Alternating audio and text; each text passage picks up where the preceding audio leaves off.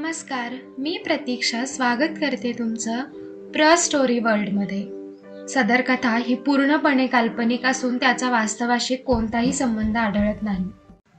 आपण ऐकत आहात अपरिहार्य.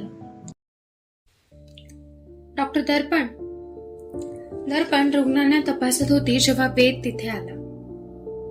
येस डॉक्टर वेद, ती त्याच्याकडे येत म्हणाली. आपले एक पेशंट आहे, त्यांच्या घरी जायचं होतं. त्यांच्या घरात बहुतेक कोणीतरी आजारी आहे. वेद तिच्याकडे पाहून म्हणाला, ठीक आहे, पण मलाच जावं लागेल का? कारण मला थोडं काम होतं आता. तिने प्रश्न केला. हो, डॉक्टर अंजली ऑपरेशन थिएटरमध्ये आहेत आणि नवीन डॉक्टर्स आले आहेत, त्यांना मी नाही पाठवू शकत. तुम्ही विश्वासू आहात, त्यामुळे अपेक्षा करतो सगळं ठीक होईल. वेद म्हणाला, ठीक आहे, जाते मी. दर्पण म्हणाली आणि ती वेदला पुढे काही न म्हणता तिथून निघून गेली. सगळी माहिती रिसेप्शन वरून घ्या, वेद तिला जाताना पाहून म्हणाला. हो, ती म्हणाली. वेदने निराशेने मान डोलावली आणि तसंच तिला जाताना पाहत उभा राहिला. आधीच कशाला माती खाल्ली डॉक्टर वेद, आता बसा पश्चाताप करत. तो त्याच्या मागे उभा राहून म्हणाला. दर्पण स्टाफ रूम मध्ये आली आणि तिने तिची बॅग घेतली. बॅग घेऊन निघणार तेच अंजली तिथे आली. डॉक्टर अंजली, माझ्या मते ऑपरेशन थिएटर मध्ये असायला हवं ना तुम्ही? दर्पणने विचारलं. हो, तिकडेच जात आहे, पण तुम्ही कुठे? अंजलीने विचारलं. Patient visit. दर्पण बॅग दाखवून म्हणाली. ठीक आहे, पण लेट झाला आहे, लोकेशन अपडेट करत राहा मला, अंजली म्हणाली आणि ती घाईने बाहेर पडली. दर्पण फ्रेश होऊन बाहेर आली. जॅकेट अंगावर चढवत ती रिसेप्शन जवळ आली. तिने पत्ता आणि बाकी महत्वाच्या गोष्टी घेतल्या. ती बाहेर जायला वळणार तेच वेद तिथे आला. तिने प्रश्नार्थक नजरेने त्याला पाहिलं. माझी कार घेऊन जा, खूप उशीर झाला आहे. वेद चाचरत तिला चाव्या देत म्हणाला. थँक्स डॉक्टर वेद, पण मी कॅबने जाईल. दर्पण चेहऱ्यावर कोणतेच भाव न ठेवता म्हणाली. वेदला पुढे काहीच बोलता आलं नाही. दर्पणने एकदा त्याला पाहिलं आणि ती बाहेर पडली. तिने कॅब केली आणि एकदा पत्ता चेक केला. स्वधा भोसले.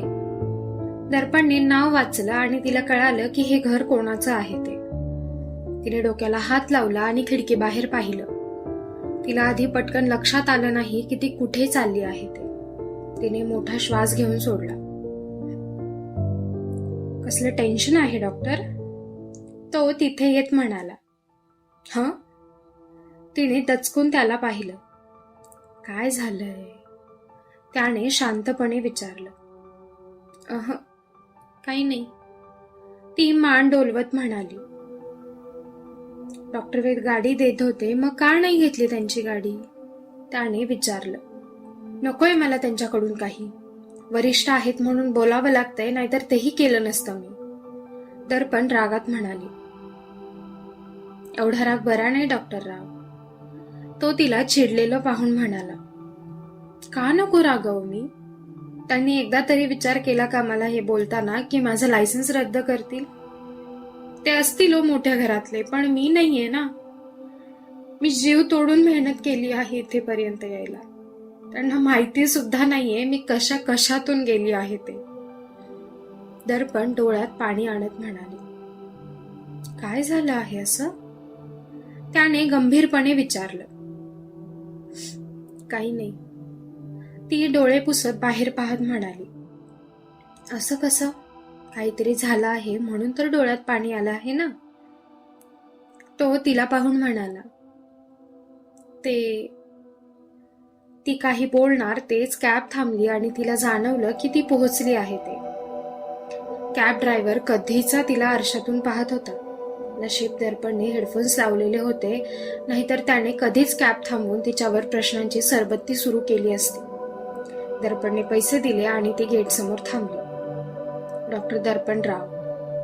ती तिचा आय कार्ड गेटवर वॉचमनला दाखवत म्हणाली. वॉचमनने आत फोन करून विचारलं आणि तिला आत सोडायला गेट उघडला. तिने वळून त्याला पाहिलं. त्याने मान डोलावली आणि तिला चालायचा इशारा केला. ती आत आली आणि तो आत पाऊल ठेवणार तेच त्याला वेगळं काहीतरी जाणवलं आणि तो झटकन मागे सरकला. डॉक्टर राव, त्याने मागून आवाज दिला. दर्पणने मागे वळून पाहिलं आणि तो हलकेच गालात हसत म्हणाला, तुम्ही या, मी इथेच वाट पाहतो. ती काहीच म्हणाली नाही. ती सरळ आत आली. तिने बेल वाजवली आणि समोरून स्वधाच्या आईने म्हणजे कुंदनने दरवाजा उघडला. डॉक्टर, प्लीज या ना, कुंदन म्हणाल्या. दर्पण चाचरत आत आली. तिने आत येऊन घरावर नजर टाकली. मोठंसं असं नाही, पण घर छान होतं. एकदम उबदार वाटत होतं तिला घरात. कुंदनने तिला सोफ्यावर बसायचा इशारा केला. ती बसली आणि कुंदनने तिला पाण्याचा ग्लास दिला. पाणी पिऊन तिने परत एकदा घर पाहिलं. सोफ्याच्या एकदम समोर टीव्ही सुरू होता. एका बाजूला किचनला जाणारा रस्ता तर एका बाजूला बंद दरवाजा. घराच्या एका कोपऱ्याला छोटासा जिना होता तर जिन्याच्या बाजूला एक दरवाजा. तिने सगळीकडे नजर फिरवली आणि मग तिचं लक्ष डायनिंग टेबलच्या मागे असणाऱ्या भिंतीवर गेलं, ज्यावर छोट्या मोठ्या आकाराच्या फ्रेम्स लावलेल्या होत्या. तिने नीट पाहिलं आणि पाणी पिताना मात्र तिला ठसका लागला. तिने कसंबसं स्वतःला शांत केलं. ठीक आहात ना तुम्ही? कुंदनने काळजीने तिला विचारलं. हो, ती खोकत समरच्या फोटोकडे पाहत म्हणाली. देवा, कुठे आणून ठेवला आहेस तू मला? तो एकतर आधीच खूप चिडला होता आणि आता परत त्याच्या समोर जायचं आहे म्हणजे किती अवघड. ती मनातच स्वतःला म्हणाली. त्या दिवशी समर जे काही वागले त्यासाठी खरंच सॉरी. कुंदन दर्पणला पाहून म्हणाली. काही हरकत नाही. दर्पण कुंदनला पाहून म्हणाली. नाही, पण त्यांचं वागणं चुकलंच. पण त्यांना स्वतःची खूप काळजी आहे, त्यामुळे ते तसं वागले. कुंदन म्हणाल्या. It's okay. स्वधाला पाहूया? तिने विषय बदलत विचारलं. हो, म्हणत कुंदन उठून पुढे गेल्या. दर्पण त्यांच्या मागे जिन्याने वर गेली. जिन्याने सरळ वर गेल्यावर पहिलीच रूम स्वधाची होती. कुंदन दरवाजा उघडून आत आल्या आणि मागोमाग दर्पण पण. हाय स्वधा, दर्पण स्वधाला पाहून म्हणाली. स्वधाने तिला पाहिलं आणि फक्त एक छोटंसं हसू ओठांवर पसरवलं. दर्पण तिच्या बाजूला बेडवर बसली. स्वधाची नजर दर्पणवर तशीच टिकून होती. काय झालं आमच्या या छोट्याशा प्रिन्सेसला? दर्पणने तिचा हात हातात घेऊन विचारलं. ताप आला आहे तिला आणि पायाला पण लागून घेतला आहे तिने, कुंदन म्हणाल्या. असं कसं बरं? कसं काय लागलं आमच्या प्रिन्सेसला? दर्पणने जखम पाहत विचारलं. ते ना, मी खेळत होते मागे. एक छोटासा डॉगी आला, मग मी त्याच्या मागे पळाले. मग मी पडले. मग मला लागलं. एकदम सावकाश आवाजात स्वधा म्हणाली. अरे बापरे, डॉगीमुळे झालं हे सगळं? दर्पणने विचारलं. हो, स्वधा म्हणाली. मग तर त्या डॉगीला शिक्षा द्यायला हवी ना आपण, हो ना? दर्पण म्हणाली. स्वधाशी बोलता बोलता तिने तिच्या बॅगेतून थर्मामीटर काढून तिच्या तोंडात दिला होता. तिच्याशी बोलत तिने तिची जखम साफ करून घेतली आणि त्यावर मलम लावत ड्रेसिंग करून तिने हसून स्वधाला पाहिलं. ह्या सगळ्यात तिचं तोंड सतत सुरू होतं. स्वधा तिला पाहून गालात हसत होती. अरे, आमची स्वधा केवढी स्ट्रॉंग आहे, तिला तर काहीच झालं नाहीये. दर्पण तिचा ताप पाहून म्हणाली. मग मम्मा का म्हणाली की मी आराम करायला हवाय? स्वधाने विचारलं. मम्मा आहे ती, काळजी वाटते तिला स्वधाची. दर्पण तिला पाहून म्हणाली. हे औषध दिलं आहे तिला मी.